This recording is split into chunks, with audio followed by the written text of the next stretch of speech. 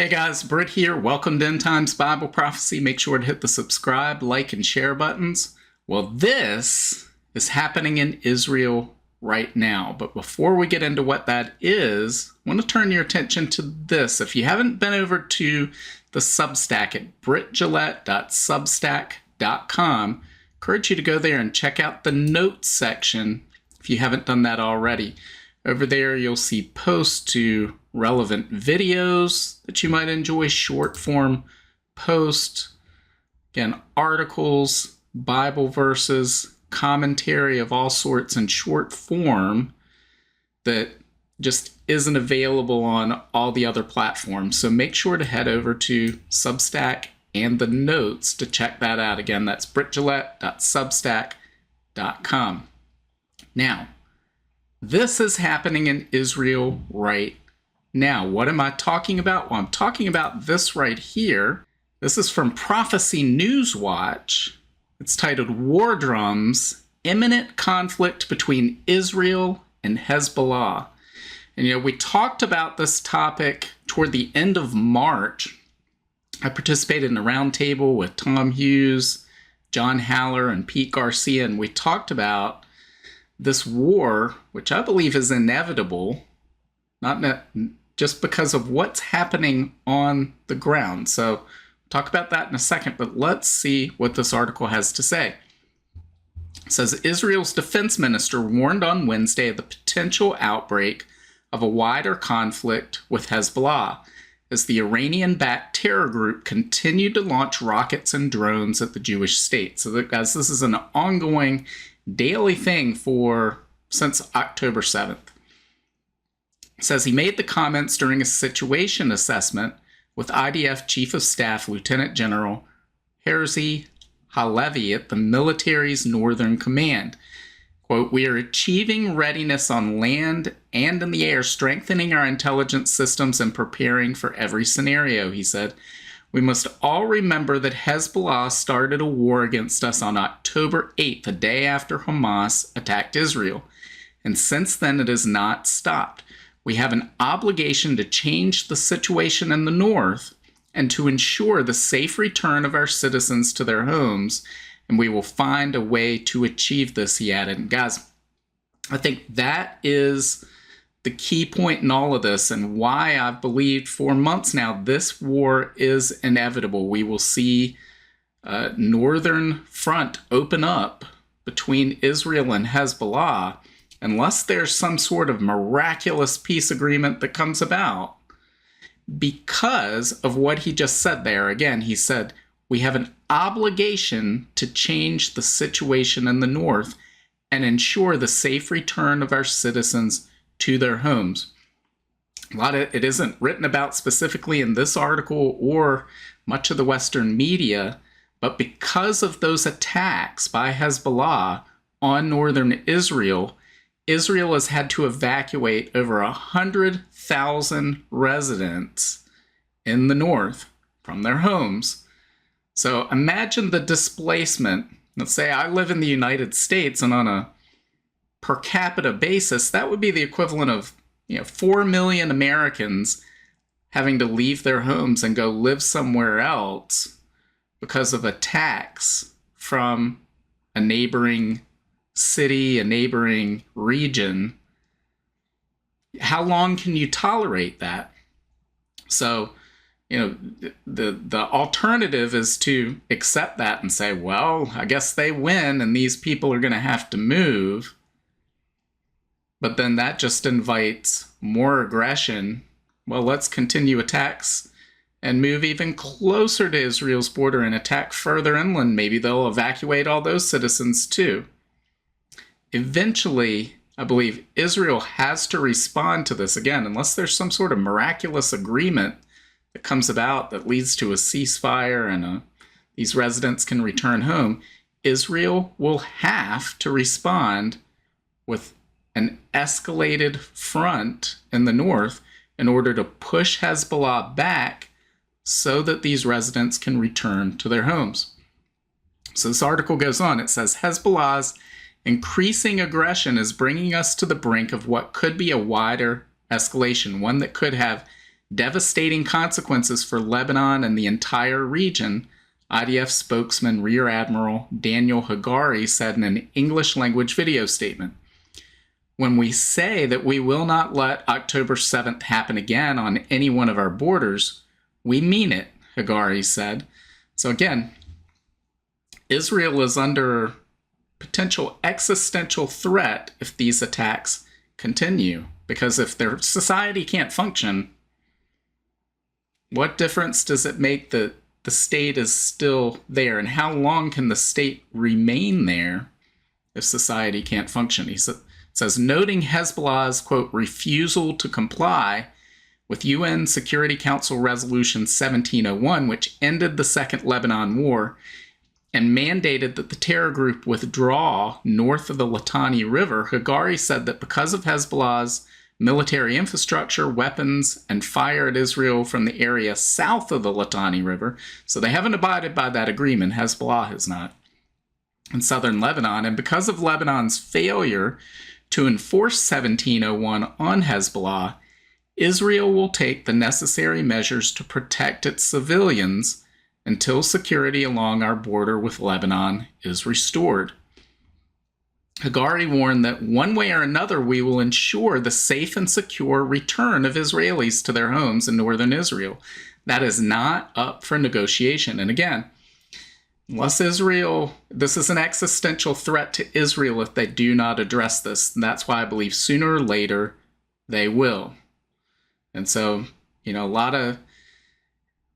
though this may have been inevitable months ago, it takes time to put plans together, to gather intelligence, to try to weaken your enemy before you make a move. And I believe that it appears, all the indications are, that Israel will escalate this in the very near future.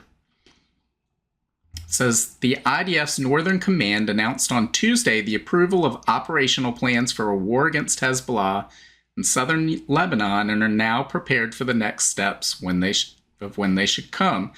Hezbollah and Israel have been escalating cross-border strikes for weeks after rocket attacks caused massive fires in the north of the country. Israel last week killed Commander Talib Abdullah, the most senior official killed in the fighting. Hezbollah responded with unprecedented rocket barrages on northern Israel. Ynet News reported that an anonymous senior Israeli government official told the news outlet that if Hezbollah continues to attack Israel, southern Lebanon will look like Gaza. Beirut will not be immune. CBS News reported that U.S. officials were also increasingly concerned that an all-out war could break out and had sent Amos Hochstein, a senior advisor to President Biden, to try to negotiate a calm. However, reports indicate this mission has failed. And we've seen Anthony Blinken, Secretary of State, making statements that he believes that Israel is bound and determined to carry this out, that the administration is against that because it's not an existential threat to them, right? But they obviously, the implications of an escalation in a wider conflict are terrible. And so it's obvious that they want to avoid that. But again, I don't think that is avoidable. It says Hezbollah has been attacking Israeli communities and military posts along the border on a near daily basis since October 8th, which it says it's doing in solidarity with Palestinians in Gaza amid the war started by ally Hamas's terror onslaught. So they can say in solidarity, you could say in cooperation with. This is a war, and they are engaged in war with Israel. It just hasn't escalated to the point of all-out war of survival yet. Fortunately, I think that's coming, and the rest of the end of this article gives us an indication of what they believe is coming next. It says, sources cited presented a possible scenario for the first days of the war, during which Haifa and Tel Aviv would be attacked. If Israel makes a decision to expand the war in the south or launch a major, and this is the south of Lebanon, not the south of Israel, or launch a major military operation, Hezbollah will respond according to the level of escalation. And the vital area in Haifa will be targeted with conventional missiles. To distract the defense systems, the organization will simultaneously attack targets related to the Iron Dome and David's Sling. Israel's air defense will be exposed to direct hits, as has happened before. In the next stage, Hezbollah will launch dozens of precision missiles carrying large warheads at specific targets in and around Haifa. The sources claim that Israel has not seen this scenario before and understands it will experience it if it decides to enter into a large-scale war.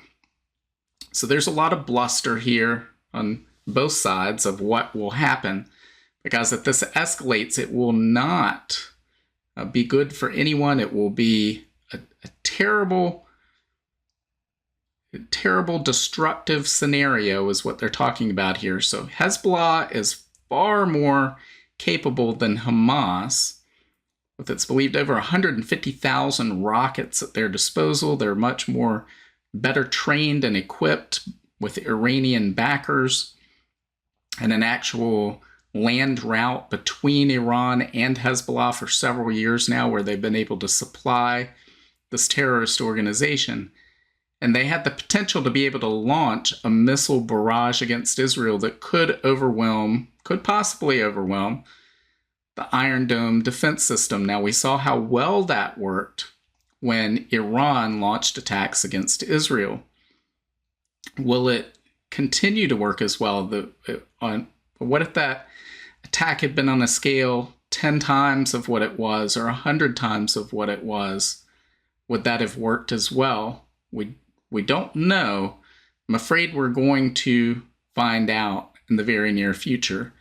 And this is in line with what the Bible would tell us to expect. Now, we don't know if this conflict will escalate into a direct fulfillment of Bible prophecy.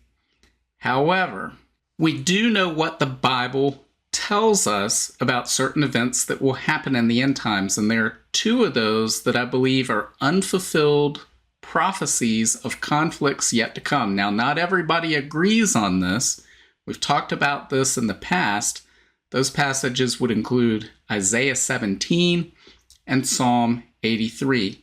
And again, I'm not going to give an in-depth overview of either of these passages in this video, but you can do a search of past videos and see what we've talked about in relation to these in the past. Again, I believe they are prophecies of things to come, but not everybody agrees. And I could be wrong. I don't know everything, but I believe that there is a biblical basis. And again, those past videos, and hopefully this one will help you understand why I believe that based on the biblical account. So let's start by looking at Isaiah chapter 17, verses 1 through 3. This paints a picture of terrible destruction. And this could be what we're about to see if we see an escalation of this conflict between Hezbollah and Israel.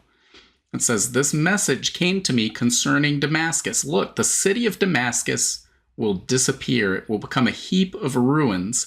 The towns of Ararar will be deserted. Flocks will graze in the streets and lie down undisturbed, and no one will chase them away. The fortified towns of Israel will also be destroyed, and the royal power of Damascus will end. All that remains of Syria will share the fate of Israel's departed glory, declares the Lord of heaven's armies." So again, this does not paint a good picture. This is a very disturbing picture. It's a picture of Damascus obliterated as a city. Damascus is the longest continuously inhabited city on the planet. We can trace its history back around 5,000 years. We have northern Israel also devastated in this, as well as the larger regions surrounding Damascus. So this would be the area we're talking about. We're talking about an escalating conflict between Hezbollah in Israel. So that's why this is relevant to the news we're seeing right here. And we could very well see a scenario where Hezbollah launches a mass barrage of rockets at Israel, and Israel is being overwhelmed, sees this as an existential threat, and responds with its own overwhelming force, possibly even weapons of mass destruction used against Damascus. We don't know if this is that or not, but we could see that. And I believe this plays into Psalm 83, which many say is a prayer, and it is a prayer. But is it more than a prayer? Let's read what the prayer is that we read in Psalm 83. So if we go to verses 12 through 18, we read this. It says, "For they said," and this is the enemies of Israel, "Let us seize for our own use these pasture lands of God. O my God, scatter them like tumbleweed, like chaff before the wind." It's important to remember those verses because we're going to read them again in a moment. It says, "As a fire burns a forest, and as a flame sets mountains ablaze, chase them with your fierce storm, terrify them with your tempest. Utterly disgrace them until they submit to your name, O Lord. Let them be ashamed and terrified forever. Let them die in disgrace. Then they will learn that you alone are called the Lord, that you alone are the Most High, supreme over all the earth." So again, make note of the specific words used in this, especially verse 13, and then go compare those to what we read in Isaiah chapter 17. Here we're going to read verses 12 through 14. It says, "Listen, the armies of many nations roar like the roaring of the sea. Hear the thunder of the mighty forces as they rush forward like thundering waves. But though they thunder like breakers on a beach, God will silence them, and they will run away. They will flee like chaff scattered by the wind, like a tumbleweed whirling before a storm. In the evening, Israel waits in terror, but by dawn, its enemies are dead. This is the just reward of those who plunder us, a fitting end for those who destroy us." So again, this is from the same passage that discusses the destruction of Damascus, devastation in northern Israel as well. But here we read, I believe, verses Isaiah chapter 17, verse 13, and Psalm 83, verse 13. Those are the same, basically the same thing. For Psalm 83, verse 13 is part of that prayer. And Isaiah 17, verse 13 is God answering that prayer and devastating Israel's enemies. Guys, that could be what we are looking at right now. We could see this develop in the very near future. We've seen the Ezekiel 38-39 Gog of Magog alliance forming, coming together. We see Russia, we see Iran, we see Turkey, we see Libya, Sudan, a whole host of other nations that are outlined in Ezekiel 38 and 39 coming together as they never have in history before. But in order for that event to take place, Israel must be a land of unwalled villages living in a state of tranquil peace, which it is definitely not living in right now. However, if we see an escalation of the current conflict with the enemies immediately on Israel's borders, and that ends in the defeat of those enemies as we read about in Isaiah 17, then we could enter that time of peace. I don't know how long that would be, but the Bible tells us that it will last until, it will be interrupted, it will be ended by Ezekiel 38-39, but God will respond in a way that nobody in the world will be able to deny God's existence following his response to the Gog of Magog invasion.